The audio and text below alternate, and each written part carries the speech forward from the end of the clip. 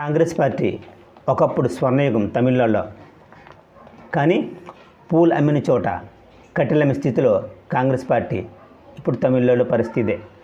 అంతేకాకుండా వాడలు బళ్ళు అవుతాయి, బళ్ళు వాడలు అవుతాయి అనే సామెత కరెక్ట్గా ఈ కాంగ్రెస్ పార్టీకి వర్తిస్తుందని చెప్పాలి.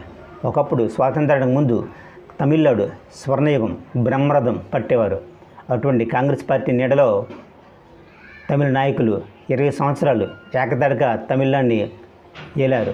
కామరాజు మొదలుకొని నాడార్ వరకు, రాజాజు నుంచి కామరాజు, నాడ వీళ్ళందరూ కాంగ్రెస్ నీడలో ఒక ఉన్నత స్థానానికి తమిళనాడులో ఎదిగారు. కానీ ఇప్పుడు ఇటువంటి స్థితిలో ఉన్న కాంగ్రెస్ పార్టీ టీవీకే విజయ్ వెంట దీనంగా నడుస్తుంది.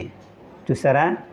కాబట్టి ఎప్పుడైనా ప్రజలను ఎవరైతే బాగా పరిపాలిస్తారో, మంచి పరిపాలన అందిస్తారో వాళ్ళదే విజయం. Example TVK Vijay.